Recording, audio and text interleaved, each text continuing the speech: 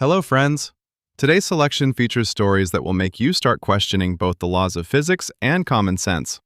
You'll discover how cow dung rescued a polar expedition, why a British town declared war on just one person, and how a complete failure managed to build his own island and then sell it. Before we dive in, don't forget to give us a like and drop a comment about which city you're tuning in from. This genuinely helps our channel grow. Now, let's get started.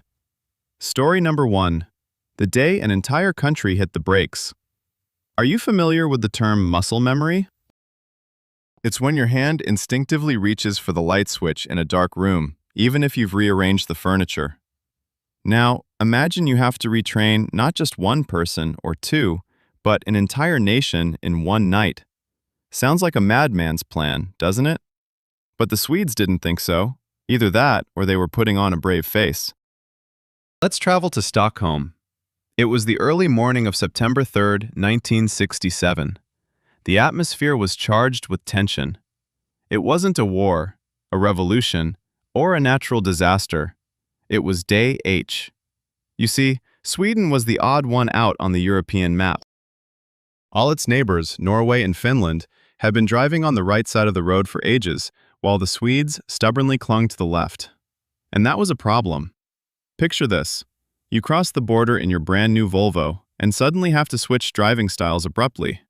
It's disorienting. Accidents at the borders became commonplace. But the most amusing part? Most cars in Sweden had left-hand drives. Yes, they were driving on the left in vehicles intended for right-side driving. Overtaking was, to put it mildly, risky. A driver could not see oncoming traffic until they were fully in the lane. It was like Russian roulette on wheels. The authorities declared, "Enough is enough. Everything must change, literally everything." Preparation took years. This was no mere task of switching signs. They had to restructure intersections, move bus stops to the opposite side of the street, and adjust the headlights on thousands of cars so they illuminated the road at a different angle. The authorities even released a song that aired on the radio, reminding everyone of the switch. It was a psychological tactic without a doubt. That fateful morning arrived. The critical moment was set for 5 a.m. Imagine this surreal scene. 4:50 a.m., all transport across the country, from Stockholm to remote villages, came to a halt. A profound silence fell. Engines were turned off, drivers stepped out, nervously smoking, glancing at their watches. Then, as if in slow motion, the great transition began. Cars, cautiously creeping, shifted from the left lane to the right. Buses, trucks, bicycles, it looked like a strange, slow ballet of metal boxes. At 5 a.m., the radio blared a signal. Sweden had officially become a right-hand driving country. Everyone braced for catastrophe, bloodshed, and heaps of wreckage. Journalists had already prepared headlines about a bloody Sunday. But do you know what happened? Nothing. Well, chaos did ensue, but it was cautious chaos. On that day, Stockholm turned into a massive traffic jam. No one understood how to navigate roundabouts. People were confused, hesitated, and looked the wrong way when crossing the street. However, it was precisely due to this overwhelming fear of making mistakes that the drivers were so cautious that the number of accidents on that day not only did not increase, it actually dropped below the average. Imagine the irony. The most dangerous experiment in the history of road traffic turned into the safest day on the roads. Of course, the novelty effect eventually wore off, and the Swedes returned to their reckless ways. But that day has forever remained in history as the moment when an entire nation collectively decided to turn their world upside down, and surprisingly, not break their necks in the process. While Swedish drivers wiped the cold sweat from their brows, relieved to have survived, on the other side of the world in the jungles, a story unfolded where mere caution would clearly not be enough.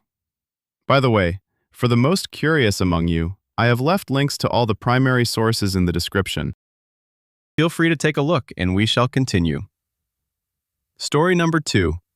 The signalman who was paid in beer. While the Swedes relied on collective discipline and instructions, the hero of our next tale took a different approach. He entrusted the lives of hundreds of passengers to a creature that, by all accounts of logic, should have derailed trains rather than saving them. Welcome to South Africa, the late 19th century. The Port Elizabeth Railway.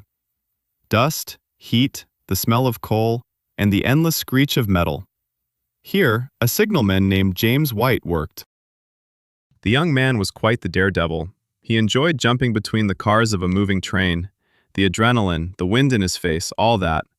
He took things too far. On one dreadful day, he lost his footing. The wheels ran directly over his legs. James survived, but he became crippled. For a railway worker at that time, this was a sentence. The end of a career. Poverty. But White was a stubborn fellow. He fashioned himself wooden prosthetics, built a small cart, and pleaded with his superiors to let him keep his job as a signalman. They probably allowed it out of pity, but the work was grueling. The levers were stiff. He still had to shuffle over to them. James recognized that he couldn't manage alone. He needed an assistant. However, he didn't have the money to hire one. Then, at the market, he spotted a baboon. A large primate was calmly pulling a cart with oxen. Without much thought, James purchased the creature from its owner. The beast was named Jack. And that's where the pure madness began. At first, Jack merely pushed the cart with his legless owner to work. Cute, right? But James noticed that the monkey was incredibly smart. It observed and remembered. James started teaching Jack signals. One whistle from the engineer means one lever. 2 whistles means another. 3 means the third. Picture the scene. The Uitenhage station. A steam engine approaches. Passengers peek out of the windows. And what do they see? In the signal booth sits a furry baboon, leaning all his weight on a heavy steel lever and switching the points. Perfect timing. Meanwhile, his legless owner is leisurely smoking a pipe in the shade. Of course, this could not go on forever. One day, a certain important lady peered out of the window of a first-class carriage, spotted the scruffy dispatcher, and nearly fainted. She submitted an angry complaint. The railway management was furious. An inspection arrived instantly. James was on the verge of being fired, and the monkey was likely to be shot. However, James stood his ground. Just check him out. Simply give him a chance. The skeptical inspectors decided to conduct a test. They began blowing train whistles, presenting intricate sequences in varying rhythms to alter the analysis, and Jack didn't make a single mistake. He observed the train, listened to the whistle, sprinted to the correct lever, and switched it. Furthermore, he ensured that it had indeed transitioned. The inspectors stood there, mouths agape. Forget the human factor. Here, it was all about animal precision. In the end, the unbelievable happened. Baboon and Najek were officially hired by the railway company. He was assigned a salary of 20 cents a day and half a bottle of beer on Saturdays. He absolutely loved beer, by the way. Jack worked at the station for 9 years. 9 years. Throughout this entire time, he made not a single mistake, not one accident, nor a derailment. He died from tuberculosis, leaving behind a legend and a skull that still resides in a museum, serving as a reminder that sometimes professionalism is independent of species. But if a monkey could master such complex mechanics, then a human sometimes is capable of forgetting who they truly are, especially when fate decides to play a cruel joke that lasts for half a century. Story number 3. A soldier who fought against himself.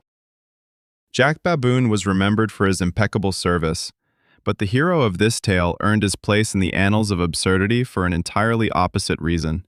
He was such an exemplary soldier that he somehow managed to get captured, escape, get captured again, and ultimately fight under the flags of 3 warring armies without fully comprehending what he was actually fighting for.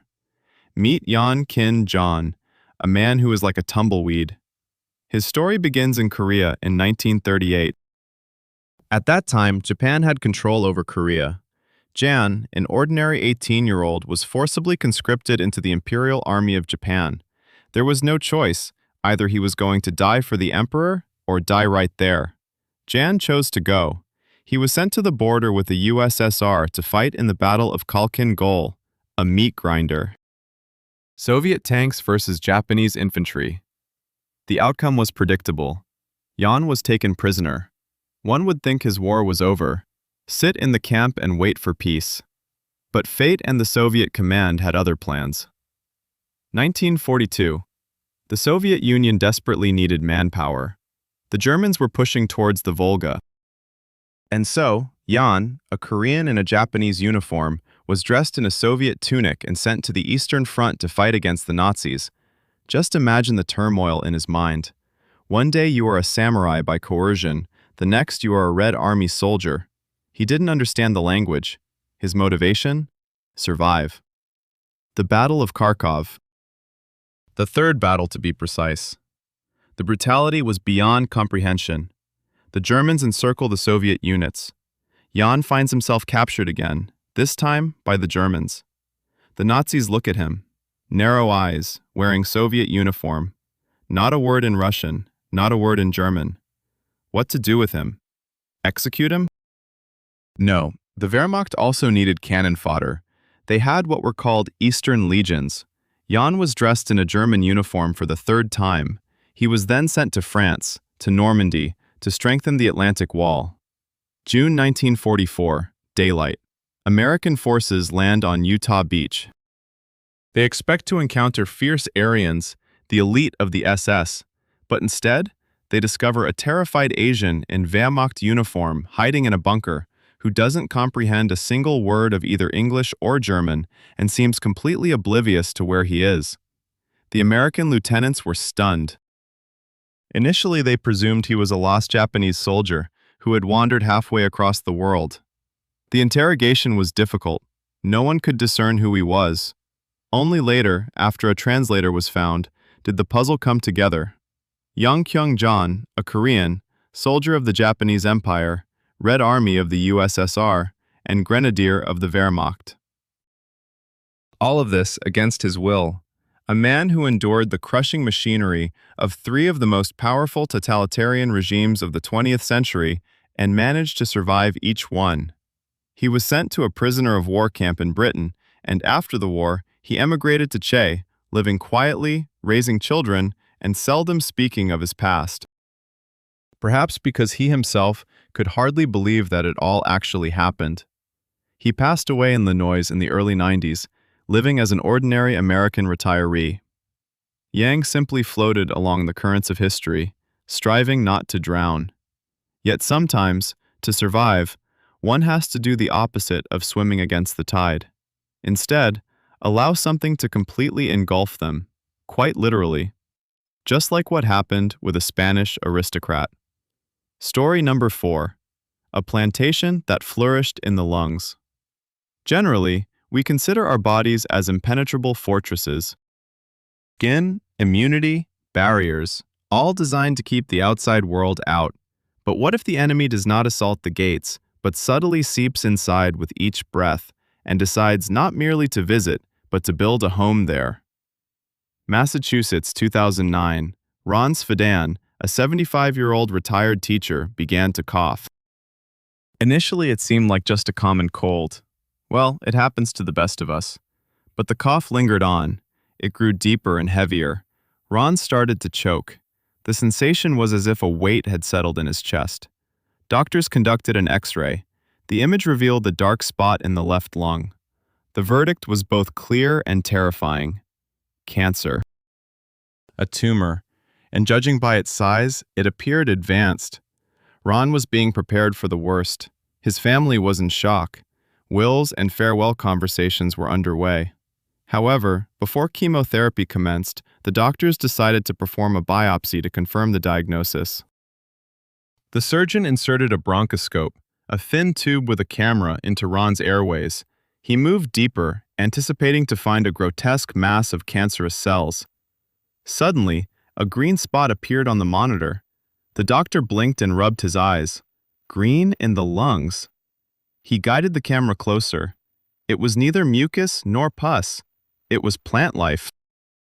A small yet entirely viable sprout of pea with tendrils and leaves. Picture this scene. In a sterile operating room, within a living being, in the darkness and humidity of his own body, life had sprouted. It turned out that several months prior, Ron had choked during lunch. An ordinary incident where something went down the wrong pipe. But the pea did not simply end up in the lung. It didn't decay, nor was it expelled with a cough. It had found perfect conditions there: warmth, moisture, a nourishing environment. And it decided to grow. The pea was extracted. The tumor turned out to be a garden. Ron woke up after the anesthesia as a celebrity. The first thing he was served in the hospital cafeteria following the surgery was pea soup. The nurses had a peculiar sense of humor. Ron made a full recovery. However, this tale prompts reflection. We often consider nature as something external, something we conquer.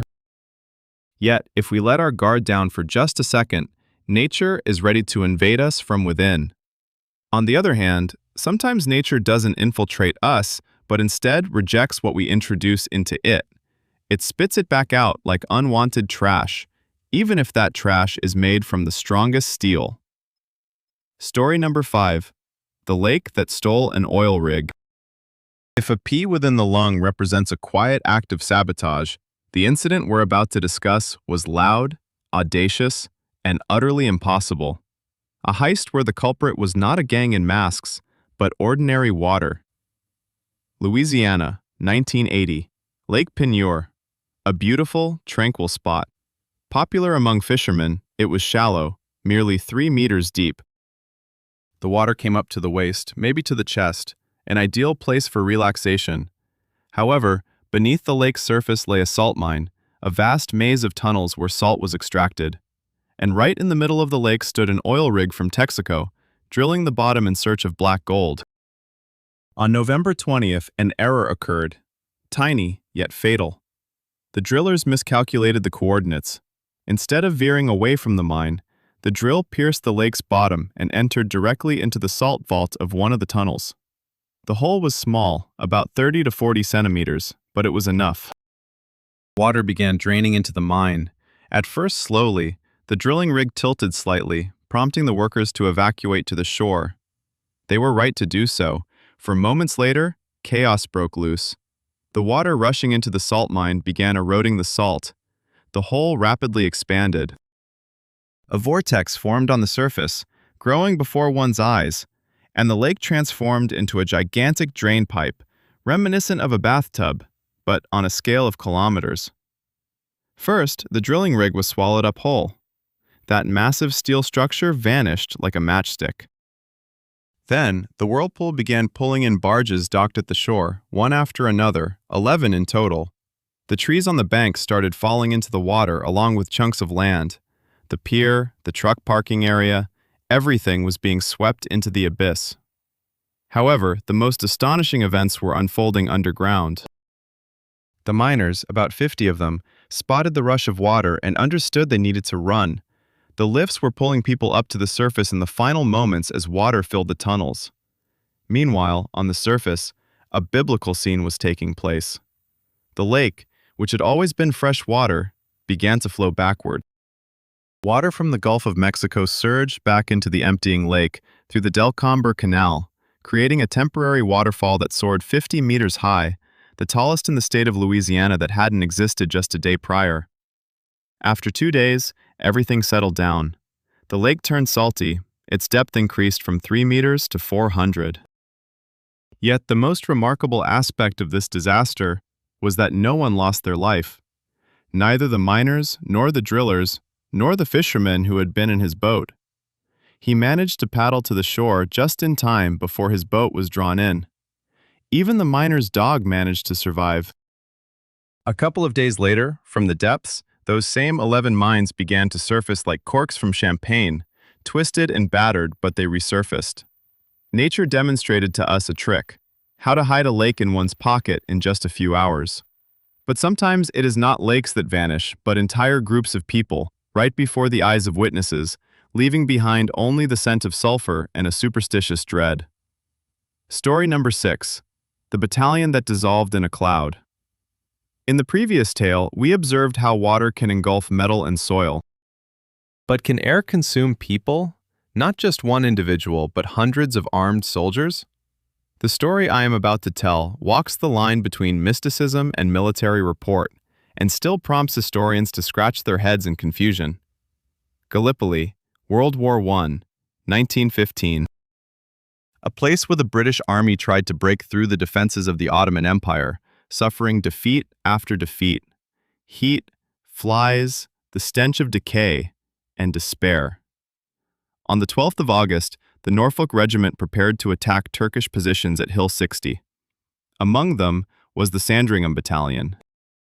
They were not mere soldiers, they were volunteers from the estate of King George V. Gardeners, grooms, servants. A distinguished, one could say, unit made up of regular guys. The day was clear, yet several strange clouds hung over the battlefield. New Zealand sappers, observing the assault from a neighboring rise, described them as loaves of bread, thick, gray, with sharp edges. They did not move despite the light breeze. One of these clouds descended directly into the hollow through which the Norfolks were to advance. The commander gave a whistle. The attack commenced. 267 men, led by Colonel Bosham, rose and moved forward. They entered this peculiar, foggy formation. The New Zealanders looked through their binoculars. The soldiers vanished into the haze. One by one, the entire battalion disappeared within that dense gray mist. And then the cloud simply rose. It slowly lifted from the ground, unchanged in form, and drifted away against the wind, joining other similar loaves in the sky. And the hollow was empty. Not a single soldier, neither alive nor dead, no cries, no gunfire.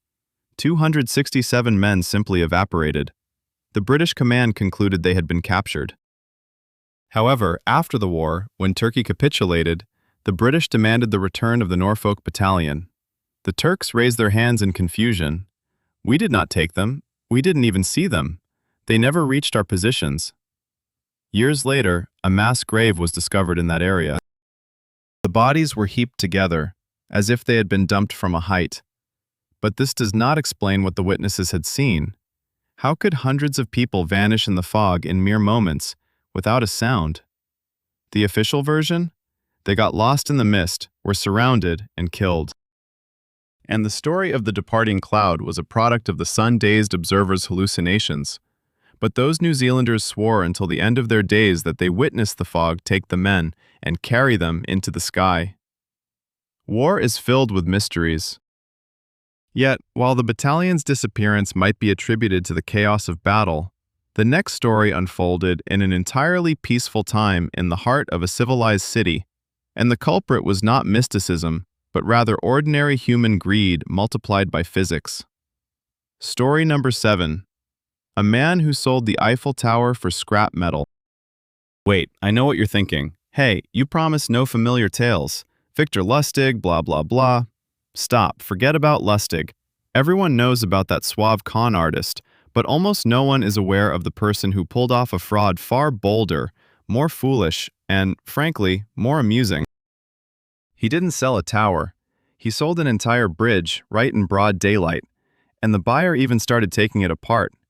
New York, the 1920s, an era of jazz, prohibition, and easy money. Remember the name George Parker. He was the king of street swindling. While Lustig operated as delicately as a surgeon, Parker bulldozed through his schemes. His favorite item was the Brooklyn Bridge. Yes, that very massive structure linking Manhattan and Brooklyn. Parker would stroll onto the bridge, dressed as an important official, and scout for his target. Usually, these were naive tourists or immigrants who had just disembarked from a ship at Ellis Island, with pockets full of hope and a little cash. He would approach them, engage them with talk about the beauty of the bridge, and then confidentially whisper, "You know, the city authorities are planning to implement tolls, which will create huge profits. I'm currently looking for investors to set up toll booths here." It sounded ridiculous, but Parker was persuasive. He had fake documents, seals, and blueprints. He sold the rights to the Brooklyn Bridge not once or twice, but twice a week for several years. Prices ranged from $50 to $5,000, depending on how much the victim had. However, the most epic incident occurred when a farmer from the countryside spent all his savings and received a beautiful stamped certificate. Brooklyn Bridge owner. The happy businessman wasted no time. The next morning, he brought workers and started setting up toll barriers right in the middle of the roadway. The police, seeing this, initially assumed it was some kind of repair work, But when the farmer began demanding money from passing cars, the cops realized something was amiss. "What are you doing?" asked an officer. "I'm the owner of this bridge," the farmer proudly declared, waving Parker's deed. Of course, he was taken into custody.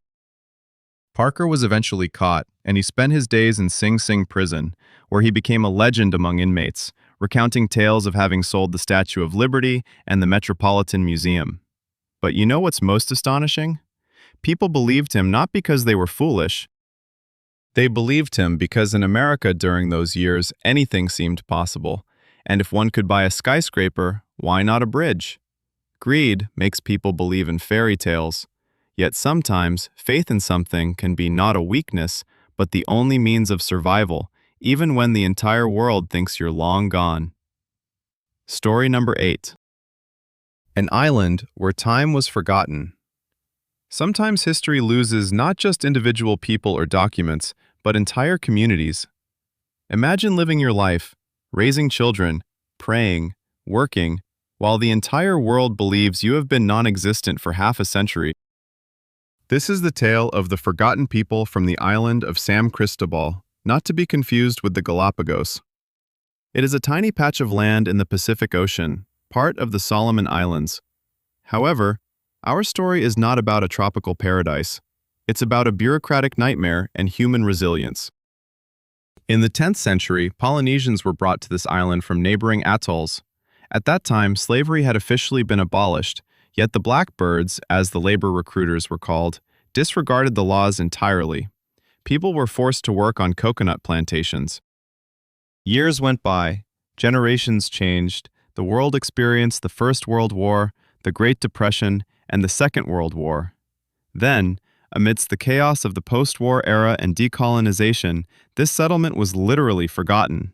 In the administrative records of the new independent nation, their villages were absent.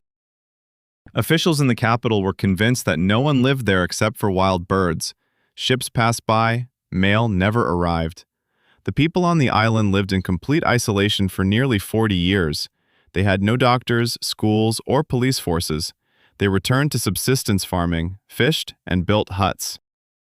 But most astonishingly, they preserved a strange, distorted version of civilization remembered by their ancestors. They conducted elections, casting stones for their elders. They carefully maintained old, decaying British flags, hoisting them each morning. They taught their children English using the only book left to them, the Bible from 1890. They were discovered purely by coincidence in the 1990s when a geological expedition landed on an uninhabited shore searching for minerals. Imagine the shock of the geologists when people emerged from the jungle, wearing handmade loincloths, greeting them in impeccably archaic Victorian English. "Good day, gentlemen. Would you care for some tea?" The tea was made from local herbs, but the manners were impeccable. The world was astonished. While we were flying in space and inventing the internet, an entire tribe remained loyal to an empire that no longer existed, waiting for a ship to come for them. This story serves as a reminder of just how fragile our global existence is. One torn piece of paper in an office can make you disappear from humanity for 50 years. However, while the isolation on the island was forced, the hero of the next story chose solitude for himself. And not just any solitude, but a life within his own invention. An invention meant to save him, yet it became his prison and curse. This is story number 9, The Man in the Iron Suit. We often envision the image of a brilliant inventor as someone like Tony Stark, charismatic, wealthy, clad in a high-tech suit, saving the world. Yet, reality can be far more gritty, creaky, and tragic. Meet Valentine Law, a man who aspired to be invincible, but ended up becoming a laughingstock, and later, a legend. Chicago, the late 19th century. Valentine worked as a regular clerk, but inside, he was a knight. He was plagued by one thought. Why do police officers die from the bullets of gangsters? Kevlar did not exist back then. Bulletproof vests were heavy and ineffective, prompting Valentine to set out to create the perfect armor. He spent all his savings and went into debt. In his tiny workshop, he forged, riveted, and soldered. The outcome of his efforts appeared terrifying. It was not a sleek superhero suit. Rather, it resembled a mix of a diving suit, medieval armor, and a rustic stove. This suit weighed nearly 150 kilograms. Steel plates were as thick as a finger, with narrow slits for eyes and no ventilation. But Valentin had such faith in his creation that he decided to test it in the most extreme manner possible. He hired an assistant, handed him a .38 caliber revolver, climbed into his metal coffin, and commanded, "Shoot!" The assistant trembled at the thought of shooting a living person, but Valentin bellowed from inside in a muffled metallic voice, "Shoot, you fool, or I'll fire you!" A shot rang out. A deafening clang echoed. The bullet ricocheted off the chest plate. Valentin staggered, but he held his ground. He was alive. Not a scratch on him. Only a bruise from the impact throbbed inside. Elated by his success, Lowe began putting on shows. He took to the stage and was shot at with rifles, handguns, even shotguns. The audience screamed with delight. He offered his suit to the U.S. Army, police, and firemen. He envisioned himself as a national savior. Yet, there was one issue. The suit was utterly impractical. You couldn't run, bend, or even lift an arm without difficulty. Police officers laughed. How will we catch criminals rolling around? The army dismissed the project as scrap metal. Valentin refused to give up. He refined the armor and added a motor. Yes, he attempted to create an exoskeleton 100 years before it became popular. But the engine was weak, heavy, and frequently stalled. The conclusion of this story is both sad and ironic. Valentin went bankrupt. His wife left him, unable to endure the life of a dependent. He died in poverty, forgotten by all. His invulnerable suit remained standing in the corner of the workshop, gradually rusting away. It is said that during World War II, it was turned in for recycling, and perhaps part of that steel did end up serving as armor for a Sherman tank. Valentin Lowe was ahead of his time, but technology had not kept pace with his dream. Yet, sometimes a dream can lead a person not into the future, but into the heart of darkness, where the only light is the glow of their own madness. Story number 10. The King Who Ruled from a Cave. Empires are typically built from stone and blood. Their borders are drawn on maps, and rulers sit on thrones. However, once in the very heart of Europe, while the world was going mad from world wars, there existed a kingdom with neither borders nor laws nor subjects, save for one man, and he ruled from a burrow in the ground. This is the story of József Minskente, a Hungarian aristocrat who decided that reality did not suit him. In the early 20th century, József was a wealthy heir, balls, champagne, and travel, but World War I shattered him. He returned from the front a different person, quiet and strange. He sold all his estates, distributed his wealth, and retreated into the Bükk Mountains in northern Hungary. There, he discovered a cave and declared it his kingdom.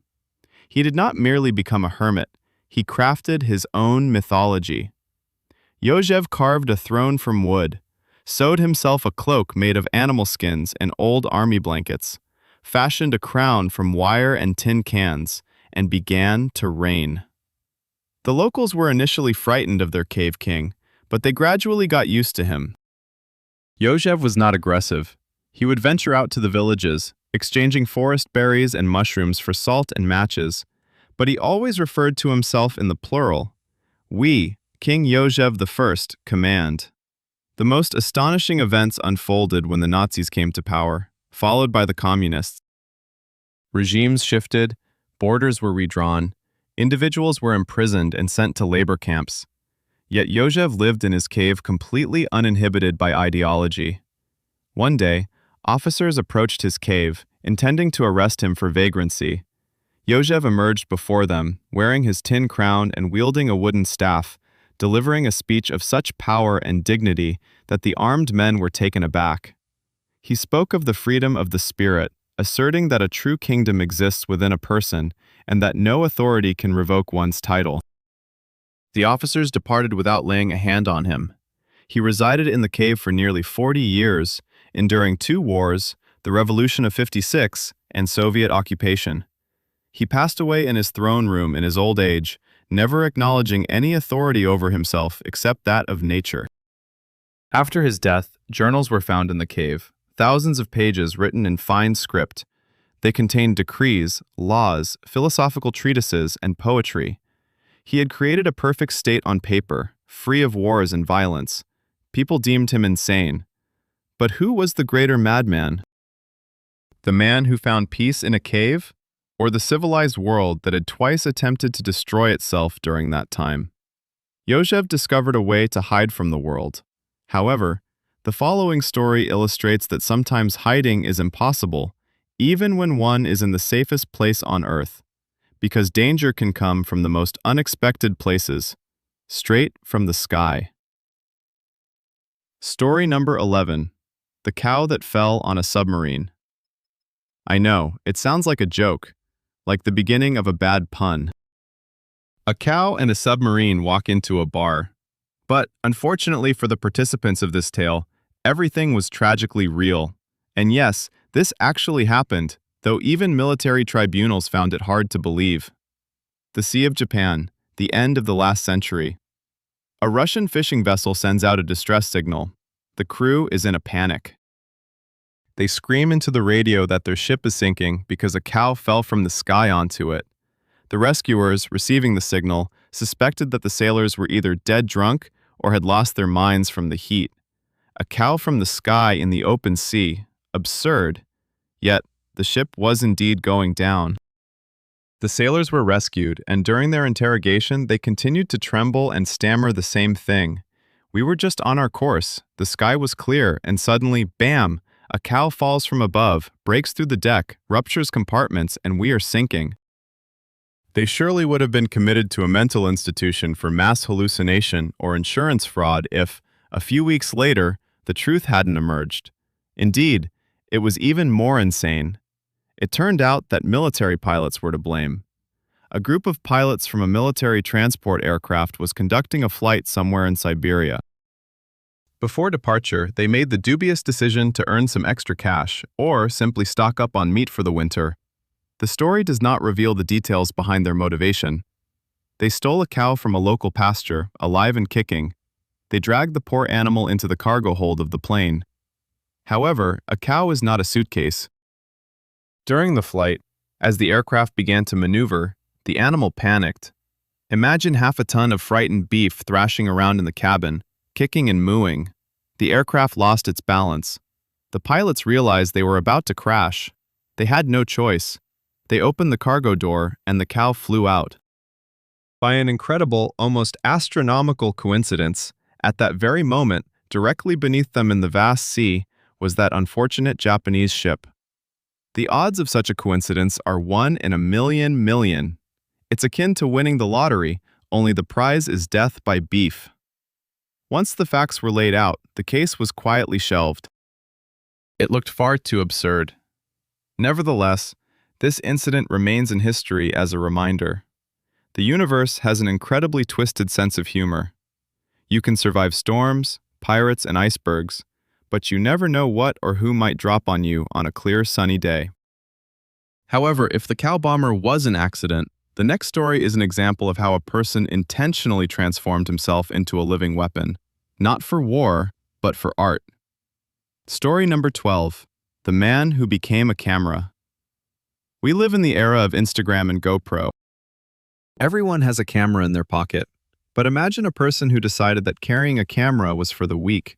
He resolved to literally become one by removing his eye and inserting a lens in its place. No, this is not cyberpunk from the future. This is reality. His name is Rob Spence. Rob was a documentary filmmaker from Canada. He lost his right eye as a child due to an accident involving his grandfather's gun. For most of his life, he wore a standard glass prosthetic. He walked through life seeing the world with one eye, thinking, "What a waste of space." Then, in 2009, he decided to change that. Spence assembled a team of engineers. They took a miniature digital camera, a tiny battery, and a transmitter and encased all of it in a shell shaped exactly like an eyeball. Rob inserted this device into his eye socket. He didn't gain vision with that eye, the nerve was dead. but the camera recorded everything he looked at and transmitted the video wirelessly to a monitor. He became the world's first cyborg. Imagine what it's like to communicate with him. You look into his face. One eye is alive and human, while the other glimmers red like the Terminator's. And you know he is filming you right now. Not just filming, but broadcasting your conversation to a screen in the next room. Rob utilized his eye camera to shoot documentaries. He conducted interviews, and people opened up to him much faster than they would in front of a regular camera. Why? Because they forgot they were being filmed. They found themselves facing a person, not a lens on a tripod. The impact was remarkable. He captured life from a first-person perspective in the most literal sense. Naturally, there were challenges. The battery in his eye drained quickly, his eye would overheat, and occasionally he suffered from headaches. Yet, he persisted with his experiments. He even created a glowing eye with an LED to frighten people in bars. This individual illustrated the boundary between human and machine. And you know what? That boundary no longer exists. We have already begun to merge with our gadgets. However, Rob did it in a slightly more radical way than others.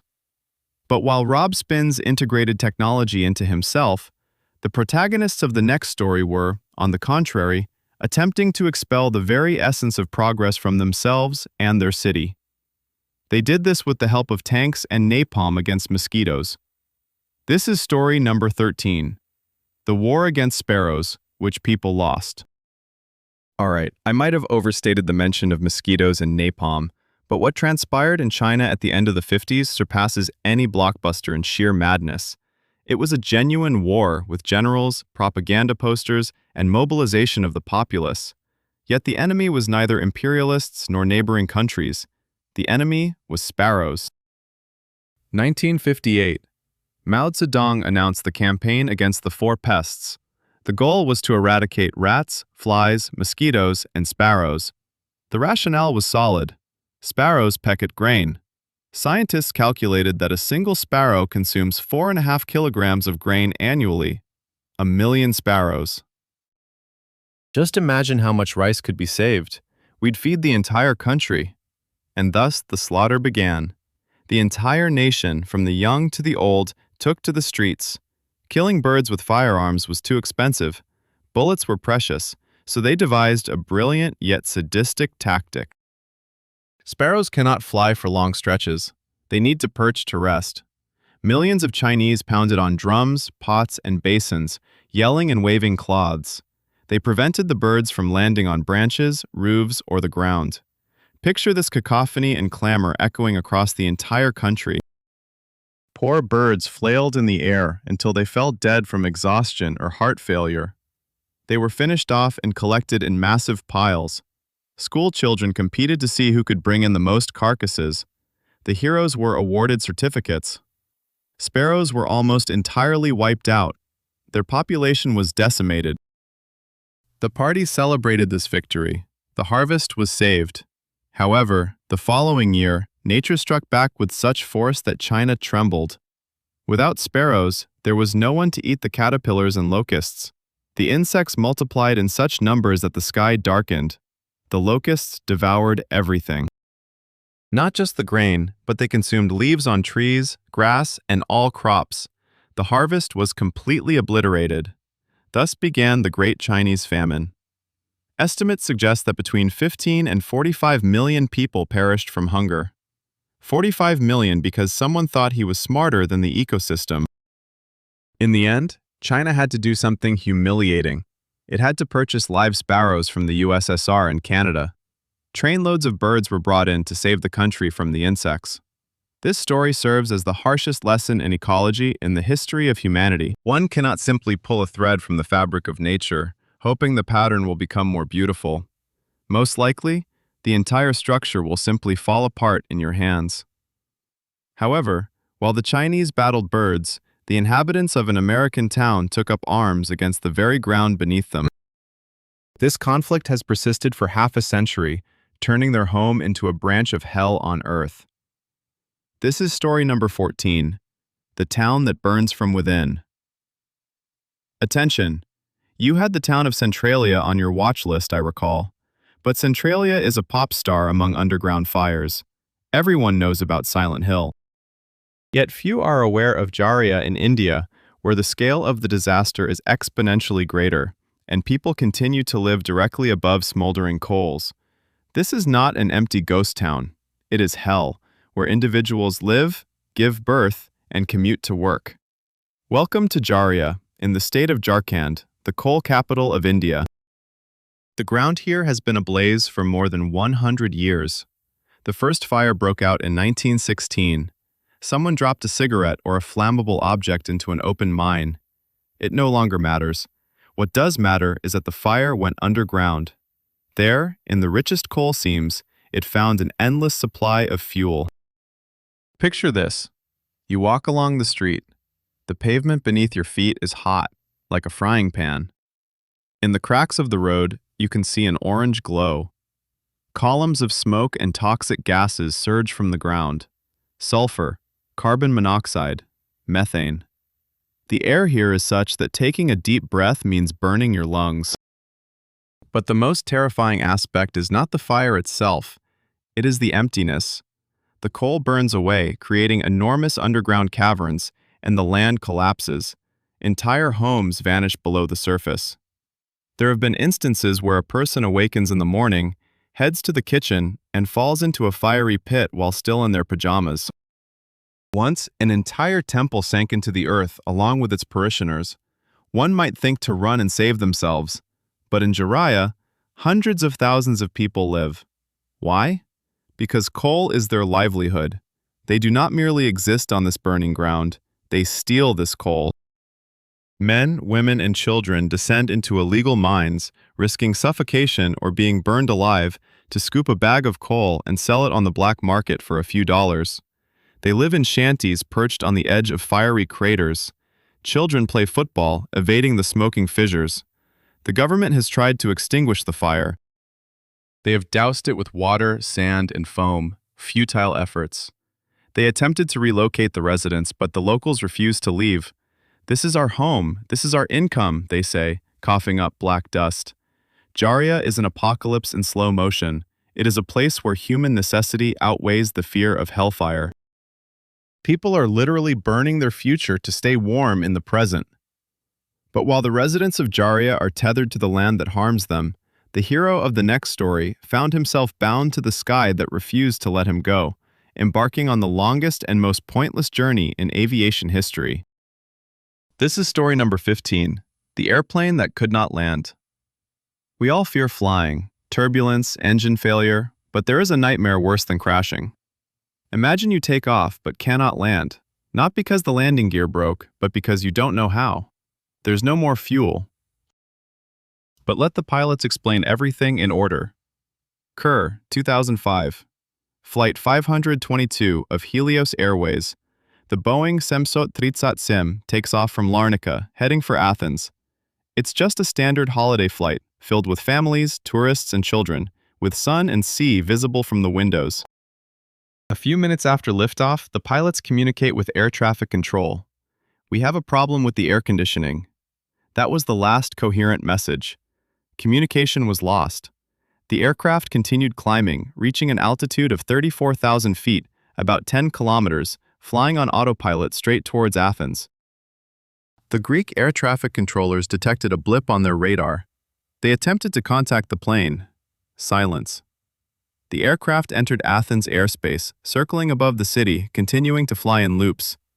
1 hour. 2 hours. Fighter jets, F-16s, were scrambled to intercept. Military pilots approached the airliner closely, and what they saw made their blood run cold. The cockpit was empty. The captain was missing. His seat was unoccupied. The co-pilot lay unconscious against the controls. Oxygen masks dangled in the cabin. Passengers sat frozen in their seats. Everyone, including the crew, appeared to be either sleeping or dead. The reason was a simple yet horrifying mistake. Before the flight, engineers checked the cabin's pressure integrity and switched the bleed air system to manual mode. But the pilots forgot to return it to auto. As the aircraft gained altitude, the air thinned and oxygen levels dropped. An alarm sounded, but the crew, suffering from hypoxia, were unable to comprehend what was happening. Their consciousness clouded. They simply drifted off to sleep quietly and peacefully. Thus, the Phantom aircraft was circling over Europe with 100 souls on board. Fuel was running low when suddenly the military pilots noticed movement in the cockpit. A person entered the cockpit. It wasn't the captain, but a flight attendant, Andreas Prodromou. He had a private pilot's license and somehow managed to remain conscious longer than the others. Presumably, he found a portable oxygen tank. Andreas sat down in the captain's seat, put on the headphones, waved at the fighter pilot. But he didn't know how to fly a Boeing. He attempted to take control, but the engines were already sputtering. The fuel had run out. The aircraft began to descend. Realizing this was the end, Andreas made one final heroic effort. He steered the failing plane away from residential areas of Athens. The airliner crashed into Mount Grammatico. All 121 individuals aboard perished. This tragedy serves as a chilling reminder of how a mere button and an invisible enemy, lack of air, can transform a modern airliner into a tomb drifting in the stratosphere. However, sometimes surviving at altitude requires not just a pilot's seat, but sheer luck. Incredible, fantastical luck, akin to that of a person who fell from the sky without a parachute but survived, becoming a mystery for physicists to ponder. Story number 16. The Sergeant Saved by Snow.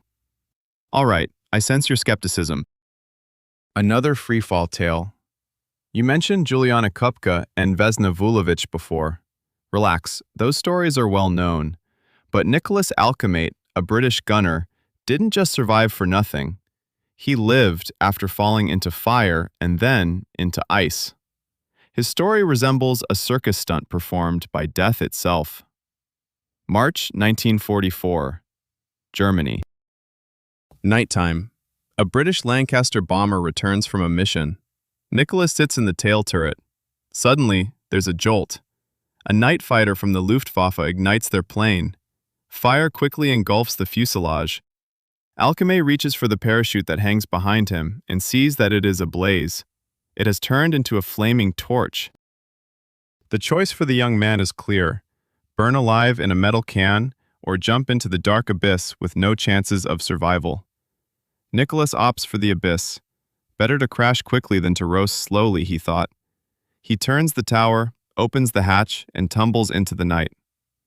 The altitude is 5,500 meters. He falls. The wind whistles. It's cold. Nicholas feels the G-forces and the lack of oxygen, and perhaps that is what saved him. His body relaxes. He is plummeting straight into a snow-covered forest near Berlin. At first, he pierces through the crowns of ancient pines. Branches break, cushioning the impact and tearing his clothes into shreds, but slowing his descent.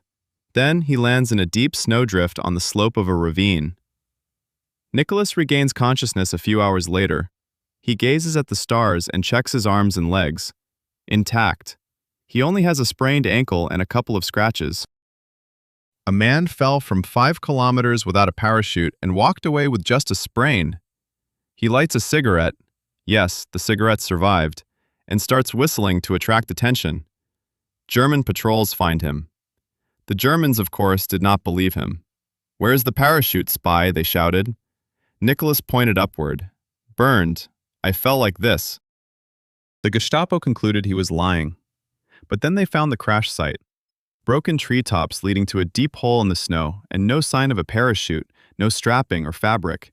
They were so astonished that they issued him a certificate. Yes, an official document with the Luftwaffe seal confirming that Sergeant Alcamate had fallen from the sky without a parachute and survived. This saved him from execution as a spy. He became a celebrity in the POW camp. After the war, Nicholas returned home and worked at a chemical plant, ironically. He also came close to dying several times from explosions and toxic gases, yet each time he managed to escape unharmed. Apparently, the Grim Reaper had special plans for him, or she simply feared approaching a guy who knew how to fly. But while Nicholas survived thanks to the soft snow, the hero of the next story survived because he was too tough to be digested. Story number 17. The Man Who Turned White Overnight. This tale sounds like a drunken yarn from a port tavern, a fabrication told to scare remaining youngsters about the sea, yet it is recorded in ship logs, verified by witnesses, and continues to lack any clear scientific explanation. The Falkland Islands, February 1891. The whaling ship Star of the East drifts in icy waters. The air is thick with the scent of whale blubber and salty mist. The lookout yells, "Whale to port!" Hell breaks loose. A massive whale monster. 2 boats are lowered into the water, harpoons at the ready. James Bartley, a young and sturdy sailor, is in one of them. The first harpoon pierces the whale's body. The creature, in a fury, lashes its tail. Bartley's boat is shattered to pieces. People are in the water. Blood, water, and screams. The whale turns, dives, and heads for the second boat. But at the last moment, it submerges again. Then, suddenly, it surfaces right beneath the struggling sailors. Its massive cave-like maw opens wide, and James Bartley vanishes. He was simply swallowed. The crew aboard the ship witnessed the entire event.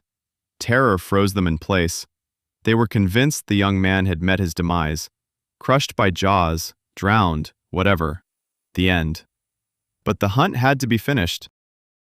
They tracked the wounded whale until dusk, killed it, secured the carcass, and began towing it to their ship. The butchering took all night and into the next day. It was a grim, bloody task. The sailors, knee-deep in blubber, sliced the whale into pieces. Upon reaching the stomach, they observed something unusual. Something inside was weakly moving. Perhaps it swallowed some large fish before it died, they thought. They cut it open and recoiled in horror. Inside, curled in an embryonic position, lay James Bartley, unconscious. Naked, his clothing had dissolved, but alive. They pulled him out. He was covered in slime. The stench he emitted was like that of the abyss. But the most horrifying aspect was not just this. His skin, face, hands, and entire body had become deathly pale, like parchment. The whale's gastric juices had leached all pigment from him. For 2 weeks, Bartley was blind and trapped in the belly. He remembered nothing. But then he regained consciousness. He survived. He returned to England a changed man, whiter than a ghost. He spent the rest of his life as a cobbler, regaling everyone with tales of what it was like to be enveloped in the utter darkness and heat of a whale's belly. Doctors who examined him could never explain how he had not suffocated or been digested. James Bartley had experienced the most unimaginable confinement one could conceive, a living prison. Yet sometimes a person creates their own prison, not from stone, but out of personal fears and obsessions, transforming their home into a labyrinth with no escape. Story number 18. The prison where the walls could watch. James Bartley found himself in a flesh prison. However, the hero of this tale, philosopher Jeremy Bentham, sought to create a prison built purely on fear, perfect and absolute. A place where the bars were not on the windows, but within the mind of the inmate. London, the late 15th century. The prisons of that era were hellish. Newgate, Fleet. Filthy, overcrowded pits where criminals, debtors, women, and children simmered together. Disease, violence, and chaos reigned supreme. Guards were drunk, and prisoners did as they pleased. And thus, Bentham, a man obsessed with order and efficiency, gazing upon this tumult, thought, "This is irrational." He did not wish for cruelty. On the contrary, he sought a form of humanitarianism, mechanical humanitarianism. He conceived the panopticon, which translates from Greek to all-seeing. The idea was brilliant in its simplicity and diabolical in its essence. Picture a round building, like a gigantic donut. Around its outer edge are the cells for the prisoners. Each cell is open to the center, where a central guard tower stands. But here lies the trick. The tower is designed so that the guard can see everything happening in each cell.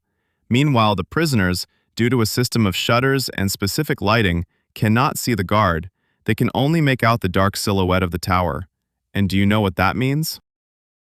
A prisoner is never certain whether he is being watched at any given moment or not. Perhaps the warden is sipping tea? Maybe he's asleep. Or he could be drilling a gaze right at you. And since you're unaware, you're compelled to act as though you are under constant surveillance. The prison vanishes. You become your own overseer. Control becomes total because it shifts from the external to the internal. Jeremy Bentham was consumed by this notion. He devoted his entire life and fortune to it. He authored countless treatises, created diagrams, and lobbied in Parliament. He envisioned panopticons everywhere, not just in prisons but also in hospitals, schools, and factories. An ideal society where everyone exists under the watchful eye of authority. The British government led him on for years. They even bought land for construction, yet ultimately built nothing. Bentham passed away a disappointed old man, convinced that his greatest invention had failed. Not at all. He might not have erected a building, but he constructed an idea, and that idea spread across the globe like a virus. The principles of the panopticon formed the foundation of numerous prisons in America, France, and Russia. In the 20th century, his concept was reborn through social media surveillance cameras and rating systems. We all reside in Bentham's panopticon. Our tower is merely a server, while our overseer is an algorithm. Bentham aimed to create a system of perfect control over people, but sometimes, when one attempts to master nature, it responds with such irony. They are attempting to extinguish the flames by throwing buckets of water. It's futile. The wood is ablaze from within, like a blast furnace. They call for the firefighters, who arrive, unfurl hoses, and begin to soak the trunk. Yet the fire refuses to die out, it merely hisses and releases plumes of steam. The firefighters are perplexed. They pour tons of water, and the tree continues to burn. An hour passes, then two. The trunk starts to crack. Everyone realizes it is going to fall. But where will it fall? Right onto the fragile greenhouses housing tropical orchids and palm trees. The damage will be immense. What to do? The director of the garden, in despair, calls the military ministry. "I need sappers," he shouts into the receiver. Half an hour later, a military truck barrels into the botanical garden, scattering pigeons and retirees. Stern-looking uniformed personnel jump out. They examine the burning tree, scratch their heads. And here's their verdict. It needs to be blown up with a directed explosion to make it fall in the desired direction. They start planting explosives in the century-old turpentine. They lay dynamite, connect wires, and evacuate everyone. Boom! The explosion is perfectly timed. The tree crashes with a thud right into the path between the greenhouses, shattering no glass. The operation to save the orchids has been successfully completed. And it all began when one overly clever botanist decided to play surgeon with a blowtorch. Sometimes the best intentions can lead to the most devastating consequences. But in the next story, the motives were exactly the opposite, wicked to the core, and they led to a result that would make even the devil envious. Story number 20. The chemist who invented death twice. Sometimes the most brilliant minds bring the world the most terrifying curses, doing so with a smile, genuinely believing they are doing good. The tale of Fritz Haber is not just a story of science, it's a parable about a genius with a moral compass gone awry, who first saved humanity from starvation and then delivered it hell in a test tube. The early 20th century. The world stands on the brink of famine. The population is growing, but food supplies are diminishing. The problem lay with nitrogen. It is essential for plant growth. Nitrogen is the basis of fertilizers, but there was no way to obtain it other than from bird droppings, which were running out. Scientists predicted a global hunger crisis. Enter Fritz Haber, a German chemist and a genius. He figured out how to extract nitrogen directly from the air, creating something from nothing. The Haber-Bosch process. It was miraculous, a revolution. He learned to make bread from the air. Thanks to his discovery, we were able to produce fertilizers on an industrial scale and feed billions. Billions. For this, he received the Nobel Peace Prize. Remember, peace, feed the world. And he did. But then the war began, the First World War, and the genius who fed the world decided it was now time to poison it.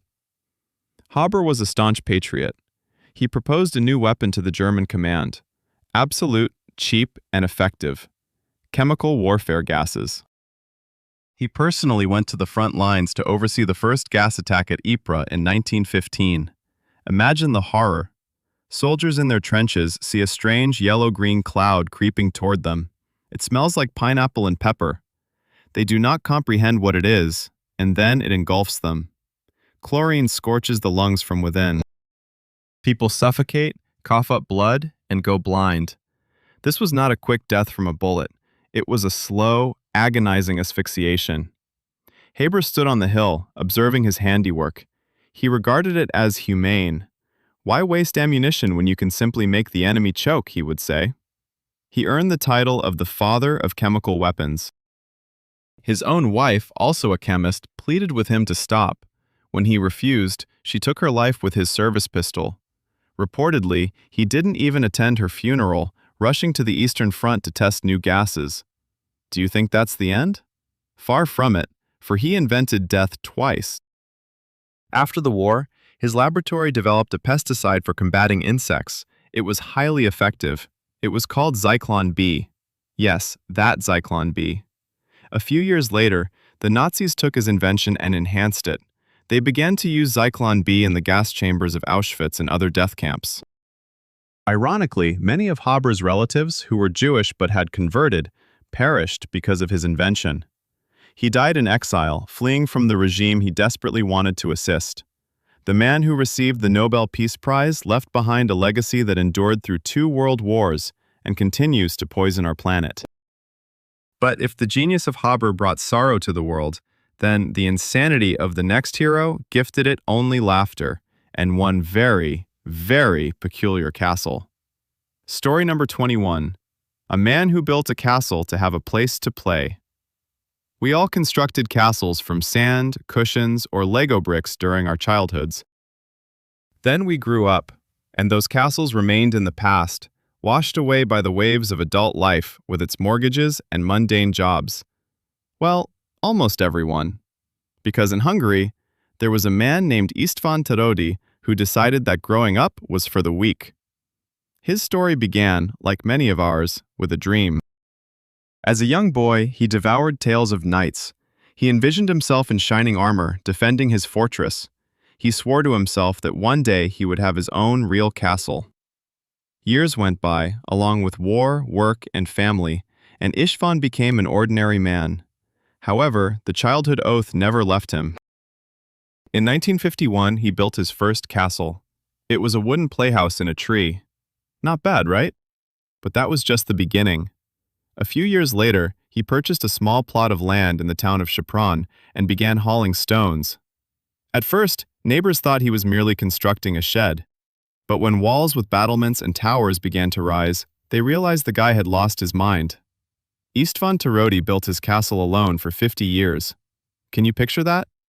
Every day after work, on weekends, during vacations, he, like an ant, carried stones to his land. He mixed cement in an old trough. He laid stone upon stone, without blueprints, without architects, without a construction crew, just him and his dream. He personally dug a well that reached a depth of 20 meters. He constructed a drawbridge. He erected towers the height of a 3-story building. It is said that over the span of 50 years, he single-handedly moved and laid approximately 200 tons of stone. People mocked him. The mad Tarodi was building his stone heap. Children teased him. Officials attempted to halt the construction, deeming it in violation of various regulations. But István continued to work in silence and with determination, and the castle grew. He named it the Castle of Fools, in honor of all those who laughed at him. However, as time passed, the laughter faded. People began to come just to see it, and soon tourists flocked in. The castle, erected by the eccentric loner, became the city's main attraction. István completed his castle and lived in it until the end of his life. He didn't grow rich from it, nor did he seek fame. He merely fulfilled a promise made to himself in his childhood. This story illustrates that the most grandiose madness can turn out to be the most sensible thing in the world if it brings you happiness. Yet while Tarodi's obsession was creative, the stubbornness of the hero in the following story was purely destructive. He decided to sue God, And remarkably, he almost won. Story number 22. The Senator Who Sued God. We often say, well, it's all in God's hands. Usually, this implies that one should accept their fate with humility. But one man in America decided that humility is for the weak. If God is to blame, he should answer in court to the fullest extent of the law. Nebraska, 2007. Ernie Chambers, a state senator, an eccentric man known for his loud declarations, advocacy for rights, and, to put it mildly, unorthodox methods. One day, a complaint landed on his desk. One of his constituents had sued a judge, accusing him of bias. The judge dismissed the lawsuit on the grounds that it was absurd. And then Ernie Chambers had an epiphany. Absurd, he thought. I will show you what real absurdity looks like. He resolved to prove that the Nebraska judicial system was so bureaucratic that it allowed lawsuits to be filed against anyone, even if they were senseless. And for this, he chose the most unreachable defendant imaginable. He sued God. Yes, you heard that right. In the official documents submitted to the district court, it read, Plaintiff Ernest Chambers versus Defendant God. What was God accused of? A lengthy list. Chambers accused the Almighty of causing devastating floods, earthquakes, hurricanes, and tornadoes, resulting in death, destruction, and terrorizing millions of Earth's inhabitants. He demanded the court issue a permanent injunction ordering God to cease such harmful activities. It was brilliant trolling. Everyone expected the judge to simply toss the case in the trash, but Judge Marlon Polk approached the matter with legal diligence. He agreed to consider the case. A legal circus began. The first problem arose: how to notify the defendant about the court proceedings. The law requires that defendants be formally notified. Chambers argued, God is omniscient. He already knows. The court was not satisfied. A hearing was still scheduled. Chambers attended alone. The defendant's chair, of course, was empty. In the end, Judge Polk dismissed the case. But on what grounds? Not because it was absurd, but because God has no permanent address. According to the law, in order to file a lawsuit, one must specify the defendant's address, and God does not have one. Consequently, the court simply cannot hear this case. Chambers lost on technical grounds, but he achieved his aim. He ridiculed the system and prompted the entire country to discuss legal loopholes. This case serves as a perfect illustration of how one individual, armed only with a knowledge of the law and a sense of humor, can baffle an entire governmental apparatus. However, while Chambers battled the system on paper, the hero of the next story declared war on an entire empire single-handedly with the help of pigeons, a mirror, and one very clever lie. Story number 2, The King of Pigeons and His Mirror Army. In the previous story, we saw one man challenging the system, but it was an intellectual duel. What if you were up against not bureaucrats, but a real army? Thousands of heavily armed soldiers, and what do you have? Nothing but audacity, and one very simple item that resides in the pocket of everyone. The Solomon Islands, 1942. World War II is in full swing. The Japanese Empire is surging through the Pacific like a tsunami. Australia is in a state of panic. Between them and the Japanese are just a handful of tiny islands and a few desperate men. They were called Kovo Watchers, observers. One of them was Arthur Reginald Evans. Neither a spy nor a commando, just an ordinary Australian who ran a plantation before the war. Now he sat in the jungle on the island of Kolombangara, sweating from heat and fear. His only task was to radio in reports on the movements of Japanese ships. Then one day, he received a message. The Japanese fleet was approaching his island. They were about to land 1,000 soldiers, and Evans was alone. He was one against thousands. The radio was broken. There was no contact with command. There was nowhere to run. This was the end. But Evans was not one to give up. He couldn't defeat them, but he could deceive them. He started his war, a war of illusions. First, he took the radio, not for transmitting, but for receiving. He began to intercept Japanese communications. They had no idea he was listening. Then he began broadcasting himself. Not knowing their codes, he simply transmitted a nonsensical jumble of letters. But he did it often, from various points on the island. He created the illusion of bustling radio activity.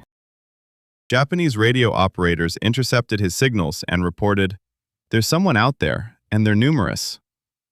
Then he remembered the carrier pigeons he had kept on his plantation. He began attaching fake messages to their legs. "Bravo squad, move to height 102. Awaiting reinforcements by sunset," and he released the birds towards the Japanese positions. Naturally, the Japanese shot down the pigeons, read the messages, and their confidence began to wane. They believed they had an entire network, but the climax of this absurd theater came on the day of the landing. The Japanese fleet was anchored off the shore. Officers scanned the jungle with binoculars. At that moment, Evans pulled out his trump card, a shaving mirror. He climbed a hill, hid in the bushes, and started reflecting sunbeams. Brief flashes appeared, as if one sentry was signaling to another. Then he swiftly moved to a different spot, and another flash would follow, this time from a third location. The Japanese commander observed this and saw not just one person using a mirror. Instead, he saw countless signal posts scattered throughout the island. He recognized a well-organized, battle-ready defense. His intelligence reported strange radioactivity, intercepted carrier pigeons, and now these signals. Why take the risk and engage in a lethal battle in the jungle against an unknown adversary? To what end? Consequently, he ordered the landing to be cancelled and instructed to bypass the island. One individual with a shaving mirror compelled an entire fleet to change its course. He saved the island without firing a single shot. Evans conjured an illusion to ensure survival. But what if the illusion resides within you, and there's no escaping it because there's nowhere to run? The enemy is in your own mind. Story number 24. A man whose own hands waged war against him. The illusion created by Evans acted as a weapon. But what if the illusion exists not outside, but within? What if a part of your own body suddenly declares war on you? If your left hand decides that you are its foe? This isn't the plot of a horror film. It's a genuine medical phenomenon known as alien hand syndrome. One of the most notable cases is that of Karen Byrne. Imagine an ordinary woman living her life, working, raising kids, who suddenly, after undergoing brain surgery, has her corpus callosum severed to treat epilepsy. Her left hand begins to act autonomously. It's not merely twitches or spasms, it performs deliberate, targeted actions, but they are not her own. While Karen reaches for a cup of coffee with her right hand, her left hand grabs the cup and throws it to the floor. When she attempts to light a cigarette, her right hand brings it to her mouth, while the left snatches it away and extinguishes it. As she tries to unbutton her blouse, her right hand undoes the buttons, while the left immediately goes back to buttoning them up. This was a civil war raging within her body. The most terrifying aspect was that Karen was fully aware of it. She looked at her left hand as if it belonged to a foreign, hostile entity. "That is not me," she told the doctors. It acted on its own. The hand attempted to hit her and even tried to strangle her in her sleep. She hurled objects at it. On one occasion, while sitting and reading a book, her right hand calmly turned the pages, while her left crept up from behind and slapped her. The doctors were bewildered. The surgery had divided her brain. The left hemisphere, responsible for the right hand, consciousness, and speech, was fine. But the right hemisphere controlling the left hand was now left to its own devices. It had its own desires, its own impulses, which evidently clashed with the wishes of its owner. Karen had to learn to coexist with this inner enemy. She slept with her left hand pressed against her body to prevent it from choking her. She kept it in her pocket. She talked to it, attempting to negotiate. Sometimes, to force it into submission, Karen would strike her left hand with her right. Over time, she managed to control her rebellious sister. However, this case revealed a chilling truth to scientists. Our self, our consciousness, this may just be one of the many personalities trapped within our skull. And if we break the lock, they might escape. However, while Karen's case resulted from surgical intervention, the protagonist of the next tale encountered an adversary created by nature itself. This foe was invisible, inaudible, and utterly lethal. It emerged from the very core of the earth. Story number 25. A lake of molten fire and the people who walked upon it. In the previous narrative, we observed how the mind can become a prison, but sometimes nature puts on a show that makes us forget our inner demons, as the outside world suddenly resembles hell, albeit beautiful and enticing. Hawaii, 1959, Volcano Kilauea, a place where the earth breathes. Geologists from the Hawaiian Volcano Observatory sensed that something was brewing. The ground trembled, and their instruments were going haywire. Then, on a November evening, it began. But this was not merely a flow of lava lazily creeping down the slope. The ground cracked open, and from the fissure, a fountain erupted into the sky. A fountain of molten rock reaching 600 meters into the air. Picture that, a geyser of liquid stone roaring like 1,000 jet engines, illuminating the night sky with a red glow. It hurled lava chunks the size of cars, yet the most astonishing aspect was not that. The lava did not flow away. Instead, it began filling the neighboring crater known as Akiliuakea Iki. It formed a lake 115 meters deep. This lake was not filled with water, but with molten rock at a temperature of 100 degrees Celsius. A month later, the fountain ceased, and the lake started cooling from the top. A thin black crust formed on its surface, resembling ice on a pond in winter. And what do you think the scientists decided to do? They didn't just observe through binoculars. That would have been too boring. They chose to take a stroll upon it. Just think about this madness. Beneath their feet, under a crust just a few centimeters thick, sloshed 115 meters of liquid hell. They donned special silver suits to avoid being scorched by the heat radiating from below. They walked slowly, cautiously. The crust cracked beneath them like glass. In the fissures, an orange blinding glow was visible. They could hear it groaning and creaking. One misstep, one crack slightly wider, and you could plunge in, with no chance, no scream, just vanish. Why did they do this? For science. They drilled into that crust. They lowered thermometers and test tubes into the liquid lava to collect samples. For the first time in history, they could observe how magma cools and crystallizes under natural conditions. It was akin to sticking your hand into the operating engine of the planet. These individuals were not merely studying nature, they were dancing with it on the delicate and fragile edge between life and instant death. They survived, and their findings revolutionized volcanology. But while some risked their lives for knowledge, others are willing to gamble everything for nothing, merely out of boredom or folly, much like the protagonist of the next story, who decided to organize the most ridiculous duel in human history. Story number 26. A duel where the weapons were sausages. We tend to think of duels as something noble, gloves tossed in the face, seconds charging pistols at dawn, honor, dignity, all that sort of thing. Yet history remembers one duel entirely devoid of pomp. It was so absurd that it seemed more like a scene from a comedy skit. The weapons employed were poisoned sausages. Berlin, 1865. On one side stood Otto von Bismarck, the Iron Chancellor, a man who united Germany through iron and blood, stern, authoritative, and intolerant of dissent. Opposite him was Rudolf Virchow, not a politician, but a physician, scientist, and pathologist, an intellect who introduced the cellular theory and the term thrombosis, a liberal, a humanist. These two squared off not on a battlefield but within the walls of Parliament. Bismarck aimed to increase the military budget. Virchow, as a progressive representative, opposed him, asserting that funds would be better spent on hospitals and schools rather than cannons. Bismarck was furious. How dare this mere bone-setter give him orders? He took it as a personal affront and, being a man of old traditions, challenged Virchow to a duel. Virchow found himself in a ludicrous predicament. Refusing would mark him as a coward, while agreeing meant certain death, as he had never wielded either a sword or a pistol in his life. In contrast, Bismarck was an experienced warrior and duelist. Virchow's chances were non-existent. However, being a scholar, he decided to use his wits. According to the rules, the offended party, Bismarck, would choose the weapons, but the affronted Virchow had the right to propose an alternative. When the seconds approached Virchow, they asked, "Professor, the Chancellor awaits your decision, pistols or sabers?"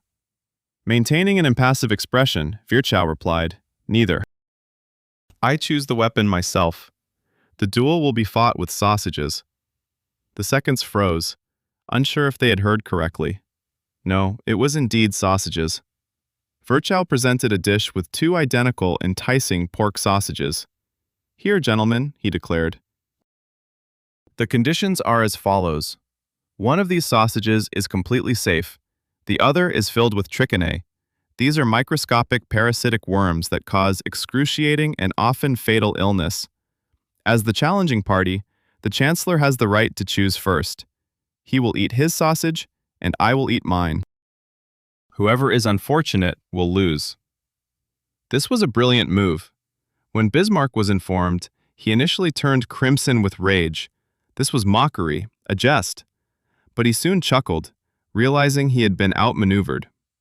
Fighting with pistols is noble, but dying in agony from parasites after consuming a poisoned sausage is both humiliating and foolish. It is not the death of a warrior, but that of a fool. Bismarck withdrew his challenge. The duel never took place. Virchow triumphed without a single shot being fired. He proved that the brain is the most dangerous weapon. However, while Virchow used science to evade death, the hero of the next tale, on the contrary, employed it to transcend into the unknown. He sought to discover what happens to a person after death, and in doing so, he weighed a soul. Story number 27. The Doctor Who Weighed a Soul. The scientist we just discussed used his knowledge to save his own life. However, Duncan McDougall, a physician from Massachusetts, decided to take it a step further. He chose to employ science to peek beyond the final frontier. He intended to accomplish the impossible, to measure and weigh something that is, by its very nature, immaterial. He set out to weigh the human soul. At the beginning of the 20th century, spiritualism, mediums, and conversations with spirits were all the rage. But McDougall was a scientist. He did not believe in fairy tales. He believed in facts. He reasoned that if a person possesses a soul, and if it departs the body at the moment of death, then it must have weight. Perhaps it was minuscule, but it had to exist. So he decided to verify it. He found a nursing home where individuals were dying of tuberculosis. This was crucial. The patients passed away slowly and without abrupt movements, which allowed for precise measurements. He constructed specialized scales, large industrial scales that could accommodate a bed along with the dying individual. The accuracy was phenomenal, down to a few grams. The experiment commenced. Picture this eerie scene. A ward with a dying person on the scales. Surrounding them were doctors with stopwatches, alternating their gaze between the patient and the needle of the scales. Silence prevailed, interrupted only by the labored breathing and the creaking of the machinery. The first patient. At the moment he exhaled his last breath, the needle of the scales abruptly shifted downward. The body became lighter. By how much? By 21 grams. McDougall was thrilled. He repeated the experiment. The second patient. Again, at the moment of death, the body lost weight. Once more, it was around 21 grams. The third. The fourth. The results were consistent. He decided to conduct a control experiment. He placed 15 dying dogs on the scales. At the moment of death, their weight remained unchanged. Not a gram was lost. McDougall's conclusion was clear. Animals have no soul, while humans do, and it weighs 21 grams. His article, published in the New York Times, caused a sensation akin to a bombshell. The entire world began discussing the weight of the soul. It became a meme long before the term meme even existed. Of course, today, scientists have thoroughly dismantled his experiment. They argue that weight loss is due to sweat evaporation, air escaping from the lungs, anything at all. The methodology was dreadful and the sample size was small. But you know what? That doesn't matter anymore. McDougall didn't prove the existence of a soul, But he achieved something even greater. He gave hope weight. He transformed an abstract belief into a concrete, measurable entity. And those 21 grams entered cultural lore as a symbol of something elusive that makes us human. But while McDougall was searching for the soul at the moment of death, the protagonists of the next story sought something far more tangible. They were in pursuit of gold, and found it in places nobody would ever have thought to look, within the sewage samples beneath the streets of London. Story number 28. Treasure Hunters in a River of Muck. In the previous chapter, we discussed the elusive. Now let's descend from the heavens to the earth, specifically underground, into the filthiest, smelliest, and most repulsive place imaginable, the sewers of Victorian London. Because it was there, in rivers of infrequency, that individuals worked in one of the strangest and most dangerous professions in history. They were known as tosher, treasure hunters in the sewers. The 19th century, London. A massive bubbling cauldron. Wealthy ladies in crinolines toss coins into the Thames. Jewelers in their workshops wash gold dust down the sink. Butchers discard bones, while pickpockets fleeing from the police drop stolen wallets into the sewer grates. All of this ended up in the sewage system. The toshers, as they were called, were a marginalized caste. They worked at night when the water level in the pipes was lower. Clothed in rags, with boots wrapped in cloth to prevent slipping, their only tool was a long stick with a scoop at the end and a lantern strapped to their chest. They descended into this underground hell and trudged through sewage, sometimes knee-deep or even waist-deep in the foul sludge. What were they searching for? Everything. Copper coins, silverware, anything accidentally washed down the drain, jewelry, even bones and fat, which they sold to small soap makers. It was a deadly job. The sewers were inhabited by swarms of rats that would attack individuals. A sudden rain could cause a rapid rise in water levels, sweeping them away into the Thames. Additionally, methane accumulated in the pipes. One spark from their lantern could result in an explosion that would obliterate both the person and the street above. They were often referred to as treasure hunters, but more often than not, they encountered only cholera and disease. Yet sometimes they were fortunate. There are legends of toshers who discovered whole bars of gold or bags of money discarded by thieves. One of them was rumored to have found a ring with a huge diamond, which turned out to belong to some duke. He returned the ring and received such a reward that he could buy a house and never descend underground again. Toshers symbolize the Victorian era, a time of contrasts where the splendor of ballrooms coexisted with abject poverty, and treasures could be found in the most unexpected and repulsive places. But while the toshers sought wealth in the filth, the heroine of the next story found something far more valuable in absolute silence. She discovered a way to hear the world after losing her hearing, and became one of the greatest musicians in history. Story number 29. The Girl Who Listened to Music Barefoot. We tend to think of music as being for the ears. Without hearing, the world becomes a silent film. But the story of Evelyn Glennie is a deafening response to anyone who believes that. She didn't just learn to hear after going deaf. She taught the entire world to listen in a new way. Evelyn was born on a farm in Scotland. Music ran in her veins. She played the piano and the clarinet. However, at the age of 8, she began to lose her hearing. By 12, she was almost completely deaf. For any musician, this is a pronouncement, an end, a barrier.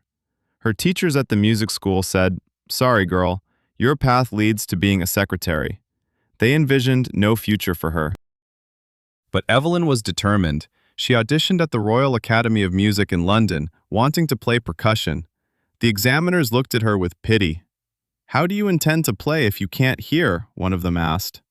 And then she did something that changed everything. She removed her shoes, stood barefoot on the wooden floor, and asked one of the professors to strike the timpani located in the corner of the room. "I heard nothing with my ears," she later recounted, "but I felt it. First, the vibration traveled through the floor, up my legs, into my stomach, my chest. I sensed the music with my entire being. I realized that hearing is merely one form of touch." She was accepted into the academy, graduating with the highest honors to become the first solo percussionist in human history. Not just a drummer in a band, but a soloist who steps onto the stage alone, surrounded by hundreds of instruments, from enormous drums to tiny bells, playing symphonies. She performs barefoot and explains that different parts of her body detect various frequencies, low ones with her feet and stomach, high ones with her cheekbones, skull, and fingertips. She does not hear music, she embodies it. Evelyn Glennie transformed our understanding of sound. She demonstrated that deafness does not equate to silence. It is simply another way to listen. Her story is an anthem to the human spirit, a testament to the idea that the most daunting limitations are not those imposed by our bodies, but those we construct in our minds. If Evelyn learned to hear with her body, then the hero of our final story learned to see through numbers. He did not observe the world, he calculated it, and in doing so saved hundreds of lives while remaining almost invisible. Story number 30. The mathematician who found holes in the sky. We often envision war heroes as individuals wielding weapons, pilots, tankers, infantrymen. Yet sometimes the most crucial battles are won not on the battlefield, but at a desk with a pencil and a slide rule. This is the story of Abraham Wald, a man who taught the army to see what was missing. During World War II, American bombers returned from missions in Europe, many riddled with bullets and shrapnel.